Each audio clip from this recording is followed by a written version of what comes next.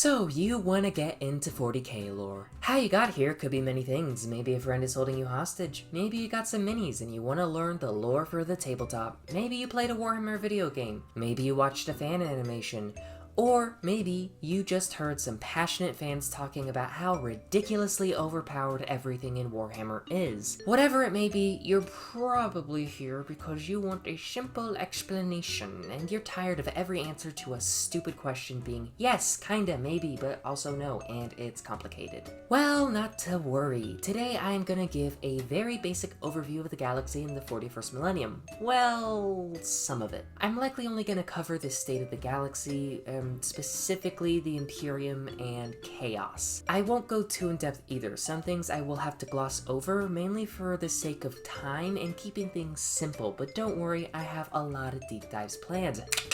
However, before we get into this video, the system that shall not be named out of fear of offending it is an unforgiving chaos god who knows less mercy than an orc when you insult it. You can help me gain favor with it by liking and subscribing, and if you want to chat, I have both a Patreon and a Discord. Now, let's get into it.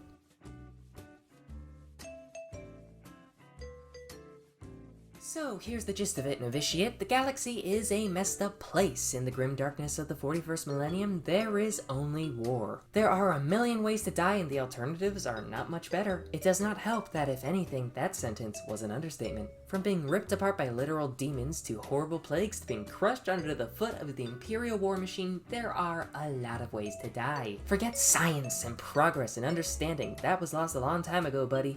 The galaxy is simply a stagnant, dysfunctional, decaying realm in which your life does not matter and you will not be missed.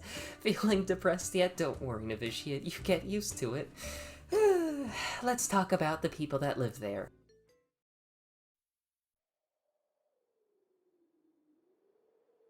Let's start with humanity. By this point in time, the galaxy has come to be dominated by us, but to be honest, dominating is a rather strong word. If you are a human, you probably reside in the Imperium of Man, otherwise you're a heretic. Here, your quality of life can range from literal hell to surviving in space Australia to living in the literal dark ages to living a Victorian era industrial lifestyle to this isn't so bad to hot damn, I like this. Yeah, the Imperium is somewhat all over the place, but that's what happens when you're a technophobic, xenophobic, paranoid, religious, decaying, dysfunctional mega empire that controls a million planets. Still with me? Good. The Imperium is massive, and currently it all revolves around one thing, or should I say person. The God Emperor of mankind, who is actually not a god, but it isn't like he can tell us because he's dead. Kinda. I mean, he's just a skeleton nowadays, but he's a special, overpowered, godlike skeleton that is very well aware of what happens in the galaxy. He is forever interred on the Golden Throne in a state of agonizing, living death. While to a regular observer, the Emperor does not seem to be doing much, he's actually doing literally more than everyone else in the Imperium. He is powering the Astronomicon, think of it as a giant lighthouse that guides everyone through space, or to be more accurate, the warp, so already if he goes, the Imperium is screwed. He continuously influences the events of the galaxy from the shadows. While he cannot just straight up get off the throne and tell everyone what to do, he can nudge the Imperium in the best possible direction that he can. And he has done this a lot since he was betrayed by his son and put on the throne. We'll get to that another time. Simultaneously, he wages a war against the forces of chaos, which I will also get to later this video. He also may or may not be in the process of becoming a new Chaos God, creating Imperial demons such as the Legion of the Damned and Saint Celestine, but I'm gonna stop talking about that heresy because it's totally false. They're gone, right? Okay, it's unconfirmed. Now, there is a lot to the Emperor. Like, a lot. So much a 4-hour video probably wouldn't cover everything, so just keep these simple things in mind. What about the rest of the Imperium? Well, at the top you got the High Lords of Terra. They're the guys that have governed the Imperium to varying degrees of success for the last 10,000 years. Imperial politics are nuts. They're cutthroat, inefficient, dysfunctional, and if you think that today's politics are crazy, hoo boy, you'll take this over the Imperium. And by the way, the Imperium has a really big problem of nobody working with the other because everyone is out for themselves, and that issue kind of plagues it at every level? Well, almost. So wait, back to the Emperor for a second, you might be wondering. The Emperor is super important, but if he's stuck on the throne, that makes him pretty vulnerable, right? Why doesn't the many enemies of the Imperium just, off him? Well, that won't happen because of his very loyal and very elite bodyguards, the Custodes. These guys are basically the best in the Imperium. 1,000,000 to 1 odds? Pfft, that's rookie numbers for the Custodes. They have the best equipment, best training, best discipline, best everything. They have not left the Imperial Palace since Skelly Boy got stuck on the throne. Next up, we have the Adeptus Astartes. You probably know them as the Space Marines. They're the super soldiers of humanity. They're not the best of the best, that's the Custodes, but they're definitely the best, and there are orders of magnitude above just about everything else the Imperium can offer, aside from the Custodes. A single team of Astartes can change the outcome of a battle. Just 50 can turn the tides of an entire military campaign. They used to come in legions led by the Primarchs, and the number of Space Marines in them varied. Nowadays, though, they come in chapters of about 1,000. Some notable legions and chapters are the Ultramarines, Black Templars, and Salamanders, but these are some of the more famous ones. There are way more. Okay, I just realized I'm spending way too much time on humanity, so I'll make this quick. The Imperial Guard is your average army full of normal humans. Many of them are not there voluntarily, and any attempts to desert will end in death by bolt pistol. The Ecclesiarchy is the space church of the Imperium. They run the state religion dedicated to worshipping our old friend the Emperor. Of course, surely the Ecclesiarchy, and by extension the rest of the Imperium, can't ensure everyone is not a heretic, right? Right? Guess again, fuckers. Meet the Inquisition. They're terrifying. They're terrifying. They do a lot of things, including monitoring Xenos aliens, chaos, heresy, and internal politics. They're also really paranoid and go to extreme measures. Really extreme. Just think of them as a mix of the Spanish Inquisition, the FBI, and the CIA all at once. Alrighty, so, Ecclesiarchy, it's important. Does it have any enforcers outside of the Inquisition? Well, the Ecclesiarchy can't actually have a standing army. Of men, specifically men. Yeah, they basically exploited a loophole in the verbiage of a treaty, and now their standing army is the Adepta Sororitas. They're also known as the Sisters of Battle, and they are my favorite part of 40k lore. These ladies are awesome. They may be normal humans, but honestly, if the Space Marines weren't a thing, these gals would be where they are at on the list of Imperial badasses. Power armor? Check. Bolters? Check. Extreme combat prowess with absolutely no mercy for the enemy? Check. They also like music and artillery, so much so they combined the two, and now they have an organ on their self-propelled artillery platforms. So, who makes the Imperium stuff? Like their armor, their weapons, their ships, their everything. Meet the Mechanicus. That's what they do. They make everything. They do more, a lot more, and they also worship machines more than anything, but that's basically all you gotta know for this video.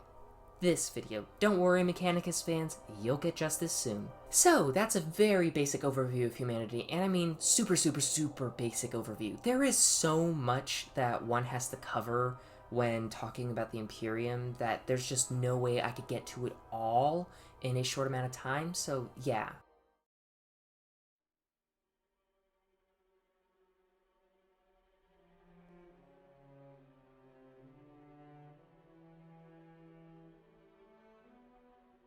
Before I talk about the Chaos Gods and demons and hell and all that fun, happy jazz, we need to talk about the Warp. The Warp is the Warp. It is and isn't. It is big, small, eternal, and finite. The Immaterium, that is the Warp, is a mirror dimension of pure energy fueled by all the emotions and actions of everything in the Materium or our plane of existence. As a result, the Warp is also the realm of 4 Chaos Gods, Tzeentch, Slaanesh, Khorne, and Nurgle. They dominate the Immaterium in a great game for supremacy over each other. They all have demons, cults, traitor Primarchs, heretical Astartes, and basically all sorts of corrupted stuff serving them. Let's start with Tzeentch. Tzeentch is weird, but that's his thing. He's all about change, schemes, and he all around loves a good game. For him, he cheats. Of course, his response to any accusations of cheating would be something like, rules? What are rules, really? Are they a guidepost? Something meant to be broken? What does it mean to break things? Do they actually have to be intact, and if so, what does that mean?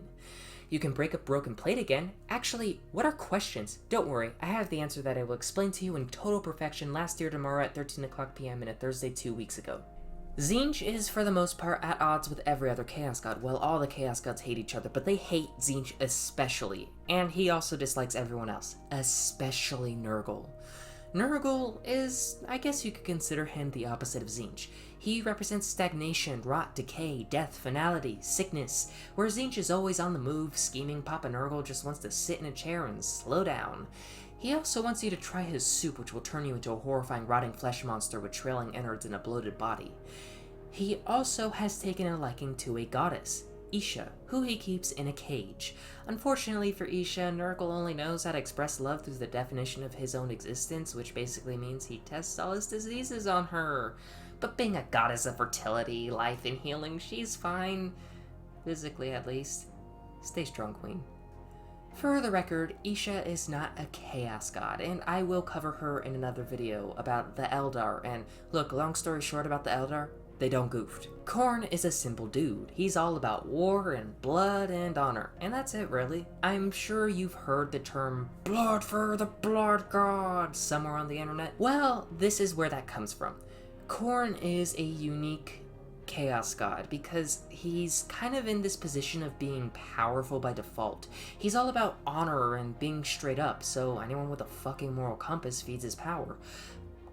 Kind of, barely. But he's also an angry motherfucker, and this is where the bulk of his power comes from. Any act of war fuels him, and in the grim darkness of the far future, well, you already know. Now for... oh boy.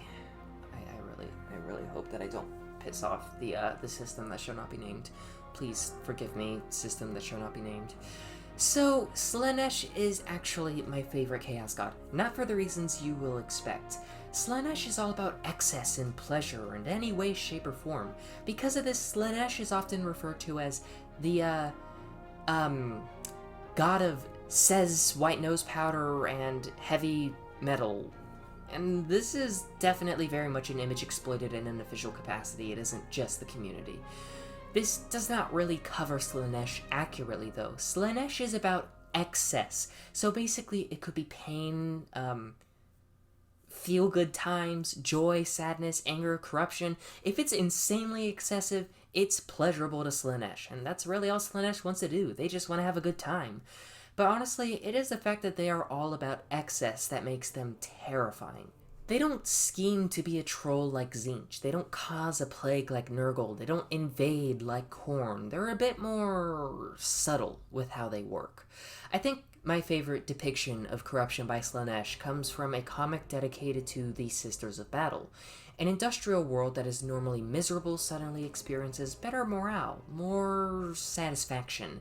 But that satisfaction went away, and the people felt it, so they went a little farther to get that satisfaction back. Maybe it was being a bit more harsh towards the workers. Maybe it was ditching work for a day. Maybe it was committing a minor crime, or trying a new hobby if they could afford the time to do that. The satisfaction returned, and then it left just as quickly as it came, and everyone really, really felt it. And this process just repeated over and over and over until the world just completely collapsed into civil unrest, anarchy, heresy, debauchery, and that's how Slaanesh rolls. If you don't keep going farther, it gets boring and sucky. I'm gonna clarify a couple things though. Firstly, the Chaos Gods are not inherently evil, so as individuals, they are horrible. But they are also simply defined by what feeds their own existence, and therefore they don't actually have the agency to change that. Of course, that doesn't make them victims of this. They know this, and they are okay with this. However, they're not evil. They simply do what they exist to do. And also, there are aspects of the Chaos Gods that reflect a more positive side, and let me explain. Slaanesh is excess and corruption, but they're also joy, emotion, happiness, sadness, that whole shebang. If you want to get rid of Slaanesh, you not only gotta get rid of, all the excessive things ever, you also gotta get rid of all positive and negative experiences, otherwise Slaanesh will still be around in a very limited capacity. You would have to essentially become an automaton with no true purpose or individuality. Khorne is violence and blood, but he's also honesty and truthfulness. If you want to deal with him, not only do you have to stop fighting, you also gotta stop being honest. He and his servants won't stab you in the back. You will be stabbed, but at the very least, you'll know when you're gonna get stabbed. Nurgle is rot, stagnation, and decay, but he's also death and finality. If you want to get rid of him, well, you'd have to solve everything, always be progressing, and also you gotta cure death and every disease. So yeah, and in truth, as much as death is scary, it also provides a meaning and a sense of purpose to life. If I'm gonna die one day, I should be happy that I'm alive now. Otherwise, if I live for an eternity, I'd one day do everything and life would become stale and boring. I should enjoy my existence, but wait, I can't do that if I want to get rid of Slaanesh. And then there's Tzeentch. If we want to destroy him, we have to cease all lies and schemes and plans, meaning that everything has to be standardized. We can't change or alter anything, we have to stay the same. But then we also gotta remember Nurgle and Khorne.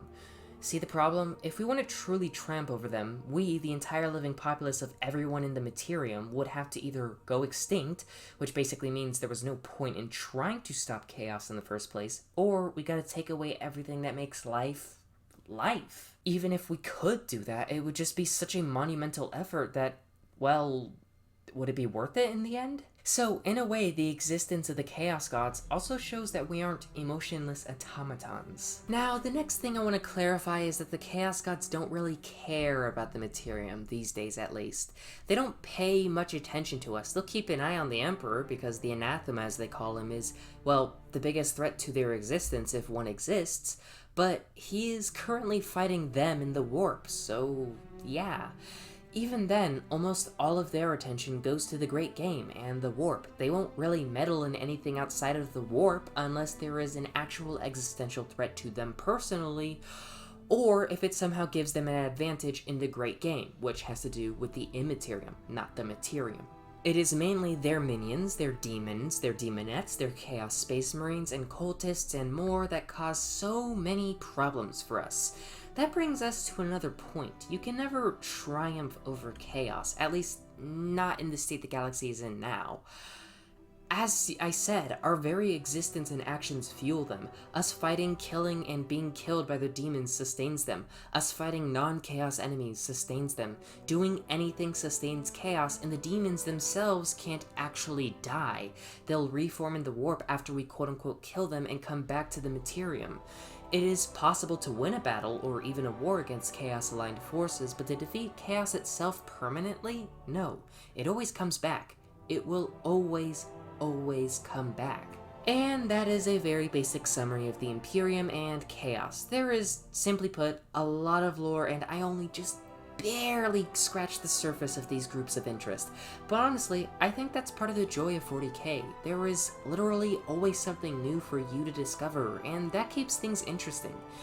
I have more basic summaries coming up, and I hope you have enjoyed this video. If you have any questions for me, feel free to ask in the comments and on my Discord, where I will likely respond. I will see you in the cosmos, friends.